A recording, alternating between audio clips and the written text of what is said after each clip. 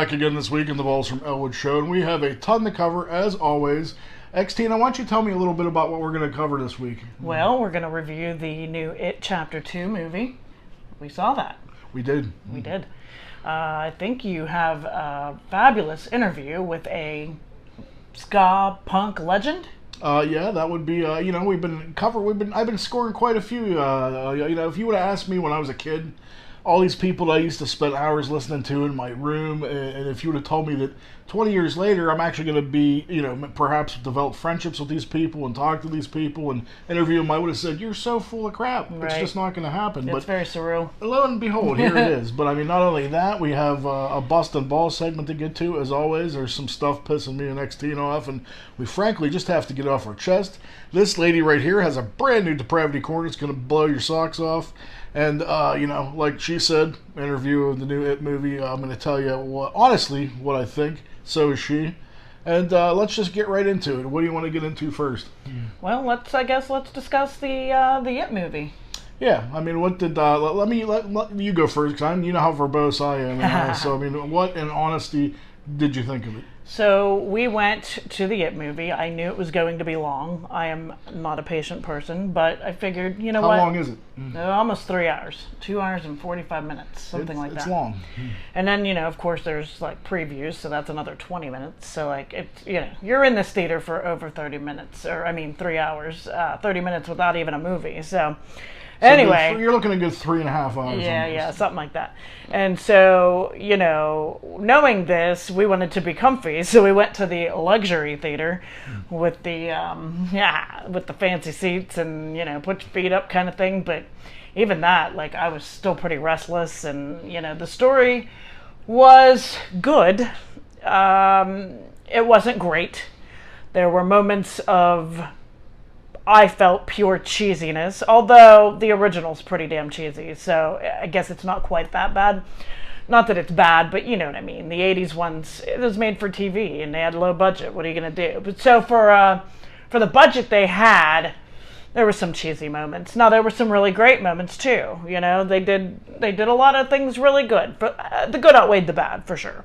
But, it was definitely long, and there was a couple moments that were kind of drawn out. So yeah, it could have been shortened for sure. I say that about everything because long movies are tough. But as far as the adult actors go, I think they casted them well to pair well with the kids. But it still felt like something was missing. I don't know if maybe kids are just drawn to each other better and they automatically have just a wonderful connection. I didn't feel the passionate connection I wanted to feel between these people. I felt some, but not all. And, it was good. It wasn't great. That's my take. I agree with a lot of what you said. In fact, I have, I even to develop a little bit on it. Most of what you said is pretty much how I feel. I mean, I think I was thinking about it. It's one of those things that days after I've been thinking about it, and I was trying to put my finger on it, what exactly was missing. And I do think what was missing for me was, if you think back to the first one, I mean, there was some moments of like cheesiness, but mostly I think the first one's pretty good. Mm-hmm. But here's the thing I think the second one was. I mean, here's the hard part. You already know going in everything that's going to happen. Yeah. There's no really feeling of, peril for the kids because that they defeat them, and then they're 27 years later that they're going to be going and they're back there. So anything that they show you, they're going to make it through, and there's no reason to be afraid because they're going to survive. So right. I mean, that being said, the biggest problem I had was there was a very, very small character development for the adults. Like in the first one, you get to know all those kids so well, you really kind of develop a bond with them, and and like you really feel, their plight, and you really don't want nothing to happen to them. Yeah. This picks up, and I mean, I realize it's part 2. Yeah. But for 3 hours, I'm sure there was plenty of time to do this. In fact, his original cut of this movie was 4 hours. But and here's what happens. They show you quick little scenes of how they're adults now, and it's off to the races, man. Yeah. There's no character development. Yeah, There's they could have given you... They gave a little backstory on each one, but... Very minimal. Like, Yeah. but not enough to even, like... from the beginning, there's nothing for you to even relate to these characters, or I mean, they're adult versions of the characters you love, but Right. there's nothing for you to really to feel. Yeah, Like you don't care. Like it's too quick. They're just like, Yeah, here's it's this too person, quick. here's this person, this is what happened to them. Bam, they're back to Derry, Yes. and oh, there you go, it's off to the races, and Yes. here we go again. And here, my second problem I have the most is, when you have a movie of this budget, this caliber, I mean, this guy, he proved himself in the first one. So he pretty much had an unlimited budget on this one. He could do whatever he wanted to do. There was really no suffering budgetary-wise. You didn't have to make any, he pretty much had carte blanche to do whatever he wanted. Right. And there's so many cheesy digital effects in this. It really kind of took me out of it. Like the first one, there's a few goofy things, but mostly...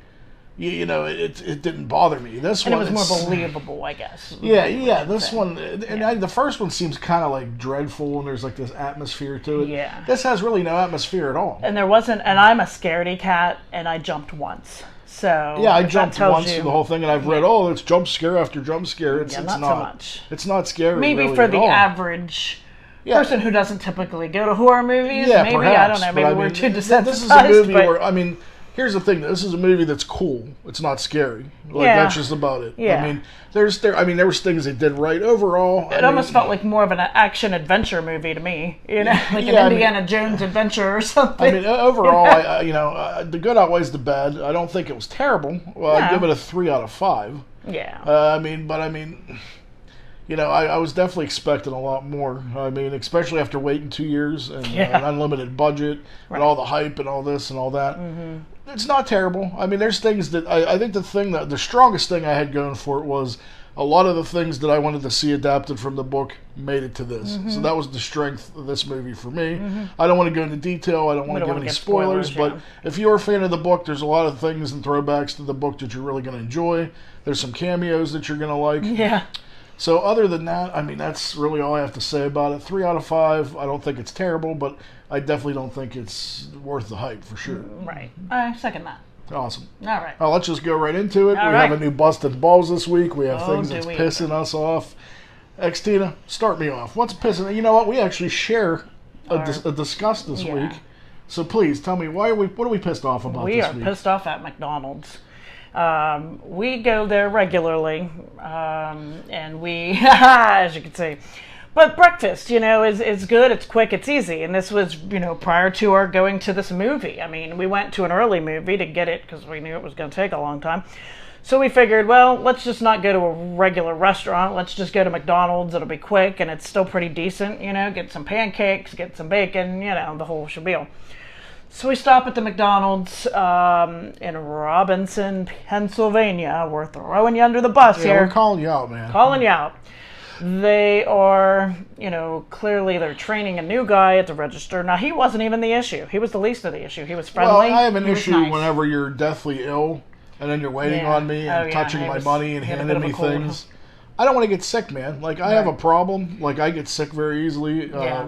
And, like, whenever I'm like, if somebody's openly ill, they shouldn't be where they're constantly Shouldn't be- if you're- handling money, handling things that people are touching all day. That's just like saying, fuck you. I don't care if I get all our customers sick. Right, that's a big issue in food service. They get pissed at people who call off when they're sick.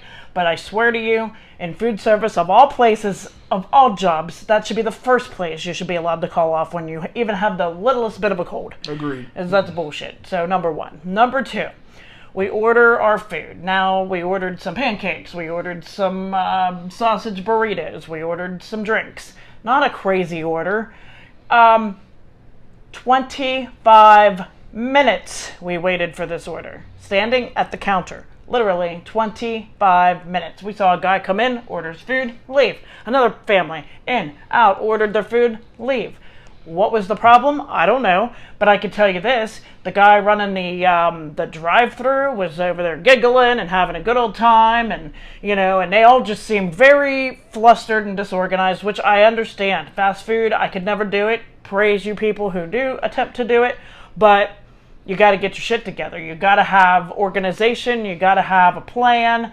And they seem to just be all over the place. I mean, the manager was running back to run the drive-thru. Then he was running back to help cook. I mean, good on him. But at the same time, what happened to all your people? Did they all call off? I don't know. You know what, though? There was a lot of people back there. There was. Like, There was a good bit I of can people. see if you have 3 or 4 and you're really under...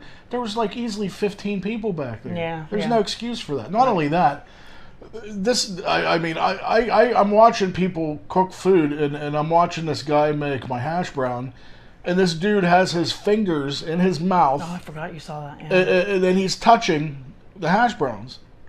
I don't want anybody's fucking, Saliva spit in my fucking food, right, man. Like, right. I mean, I could get, and then the tables are dirty, the bathrooms Oh are my disgusting. God, the bathroom. Yes, my daughter had to use the restroom. She almost refused to go because it was so disgusting. I'm like, what are you people doing? And this For is real? a kid that's not really all that picky about that kind Right. of thing. So, Yeah. and we couldn't even find a clean table in the whole place. We had to just be like, all right, I guess this is the least dirty. So, I mean, Yeah, it was bad. Bad disgusting. Ronald, you could suck a dick. That's There pretty you much go. where I'm at. That's And then where I'm after they give us, it's almost a fucking half hour.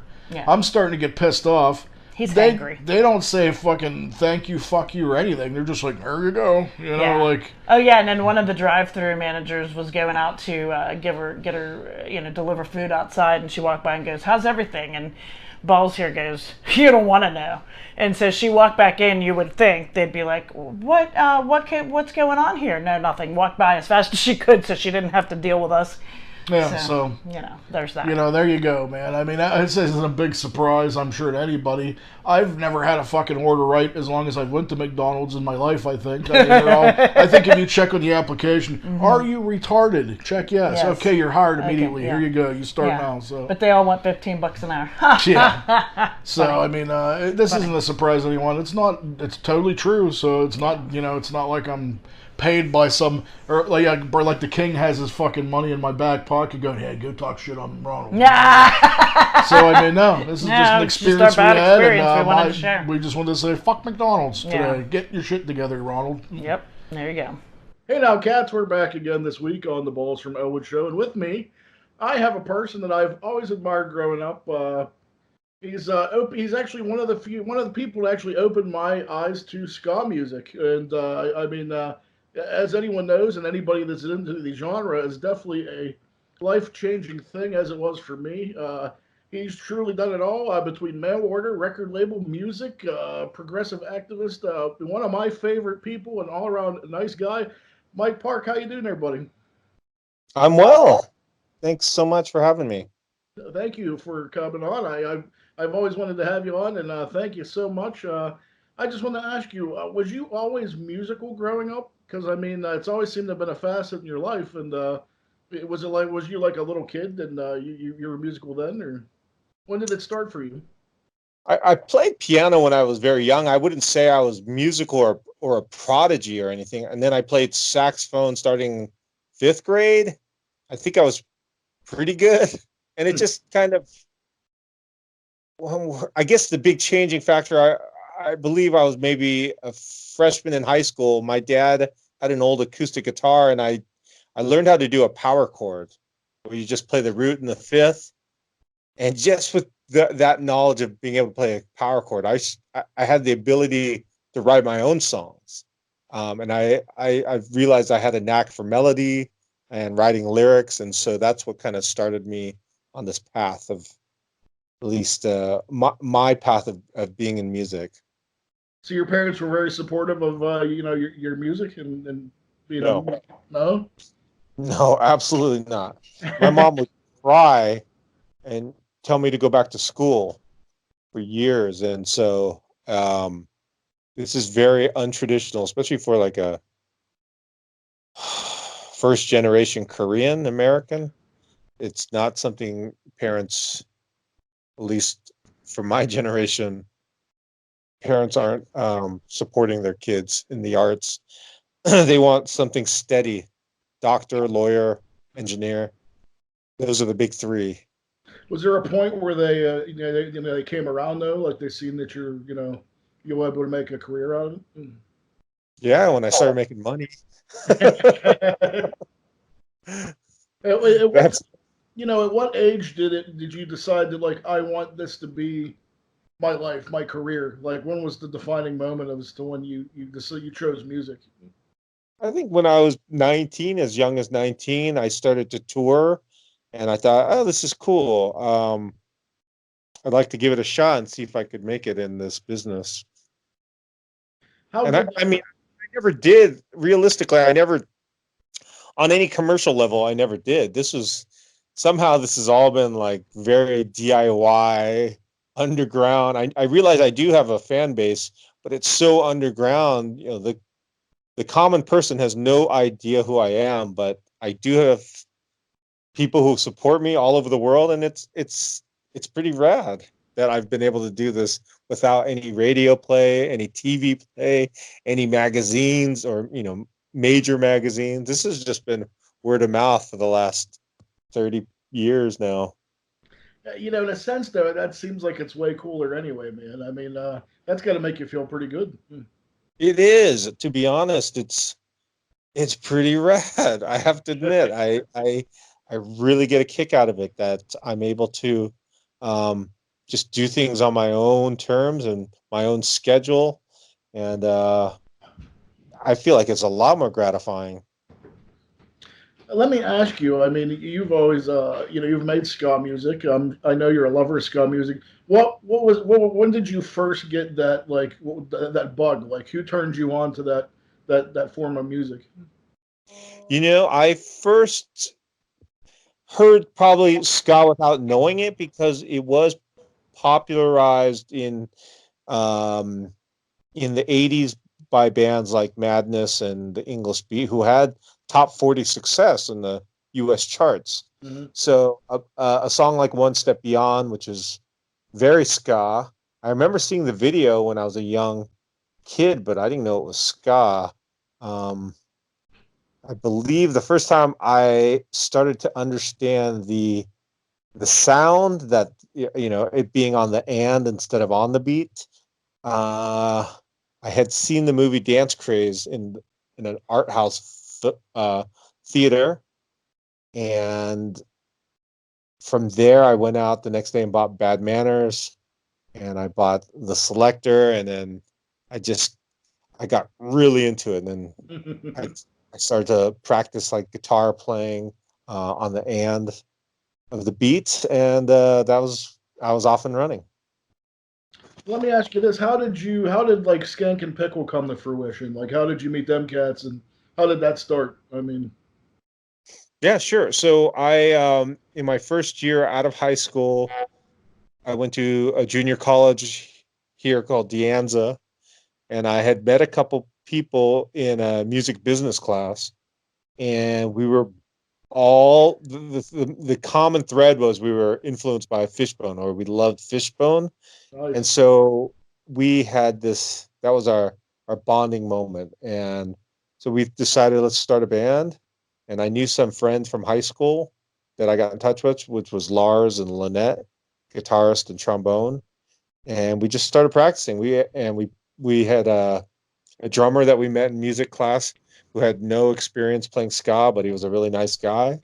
So we just used him, and even though he didn't know how to play the style so well in the early days, he was eventually able to play it pretty well. Let me ask you this: I mean, would you ever be open to a reunion of Skankin Pickle? Most likely not because Lynette passed away. Um, so it doesn't really make sense. And Mm. then I can always do Bruce Lee band, which I play Skank and Pickle songs. I don't. I the only allure of it is I hate to say it, it's because of money. If I use the Skank and Pickle name, I could make a lot of money versus the Bruce Lee band name. But it's the Mhm. same thing essentially. It would be the same thing.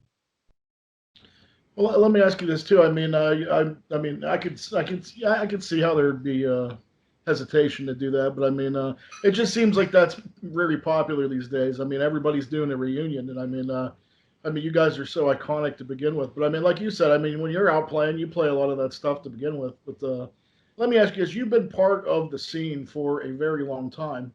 Do you feel like it's changed over the years? Do you feel like it's for the better or for the worse?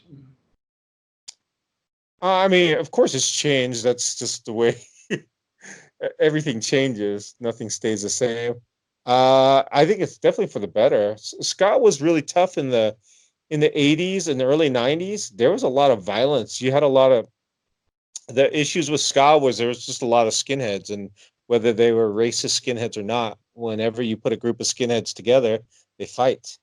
Um, so those shows like in the 80s that I went to, there were insane fights. It was scary. It was not like you see now where you can go to a Real Big Fish show or a Less Than Jake show and just have fun. There was like, okay, there's gonna be shit going down tonight type of feel in the 80s when you went to ska shows. I've been to some myself in the early '90s that like kind of was that way too. I mean, you're going to just dance and have a good time, and then these people's giving you a hard time. I mean, Yeah. so They'll, yeah, I mean, they it's nice that it is kind of better that way. And it's oh I definitely more yeah, more it's way better. mainstream and widely acceptable. I mean, before I remember I was in high school and you try to explain people that you're into ska music and nobody had any idea as to what you're talking about. Yeah, of course. Of course. How old are you? I'm 43. 43. Okay. So I'm trying to like just do the timeline of like, yeah, the violence in ska. But yeah, it says unless you go to a specific show that's still there's still bands that play the authentic style. Um, like a band like the Slackers who are amazing. I And for love the most part, their shows are awesome. But every so often you'll get a couple old school skinheads or just maybe get a little bit too drunk and they'll like two people can ruin the show for 500.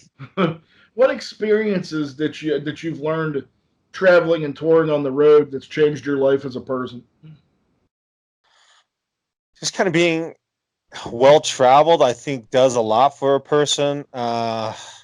It's kind of you kind of take it for granted, and then then I'll meet someone who's never left their city or state. I've been lucky enough to travel to over 25 countries, Wow, playing music in these countries.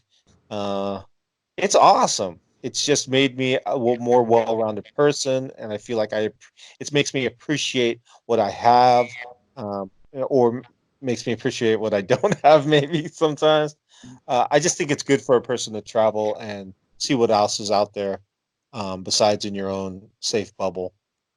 nice. Where does your drive and determination to create music come from? And has there been a time where you've ever maybe lost it, or and how do you get it back? I pretty, I feel like I've never lost it. I've been very prolific as a songwriter, especially in these last few years. I don't know if you're familiar with my like other projects. I write the music for a band called Kitty Cat Fan Club, a band called Ogie Koopa Station. I did a couple hardcore records, this band called Magama Taishi, and my own solo stuff, Bruce Lee Yeah, band, Chinkies. So it's like nonstop. The music keeps flowing, and I hear from friends that get writer's block and get in these ruts, but I'm surprised. I feel pretty confident even to this day that if I had to write a record tonight, I could write a pretty decent 10-song record if I had the musicians with me to help me. where does it come from though? Like, can you explain? Is it just something that naturally, like, do you see stuff and you're inspired by it, or it just seeps out? I mean, Sure, sometimes I am inspired. It could be anything. It could be a movie, a book, something you see, or a conversation with a friend. But usually, and that happens, but usually for me, when I write, I just start strumming the guitar and coming up with melodies. Because you think of like a band like the Ramones, where it's the same three chords, but those melodies, it's all about the melody. If you can come up with the hooks and the lyrics, uh, that's that's a good song. And that's I feel like as long as you have a good melody, it goes a long way. nice man. My show is primarily about punk ska and the horror film genre. Are you a fan of scary movies or no? Absolutely not. Frightened by them. I don't like getting scared. I somehow my parents let me watch The Exorcist when I was 9, oh boy, that'll scar you. and it was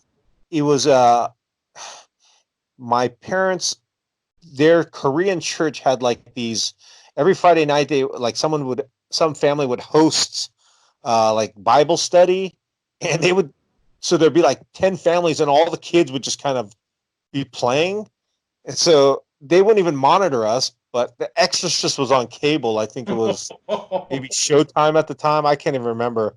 Okay. And we watched it. I can't believe it, and I was frightened. I had never, to this day, nothing has ever scared me as much as that movie, and even the sight of, like, if it could be a still from that movie or a brief video, I have to change or look away. Uh, I'll just hit you with one serious one. Like the world lately has been, it seems like everybody's divided, and it's just a crazy place. What advice can you give people to just, get along and come together and just to be hopeful? Because like it just seems like things are so out of control and crazy nowadays. And you've always been a dude that's inspired me growing up. I've always loved the work you've did against the combat racism and to unify people. And I mean, how do you feel about like the state of the world now? Like, is it hopeless? I mean, can we turn things around? I used to be a lot more optimistic when I was younger, and to be honest, I feel I've had to I've had to block out a lot of politics because it was affecting my health. Um,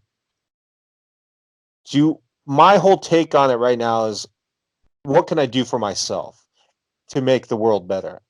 All I can do is be a nice person to everyone, whatever their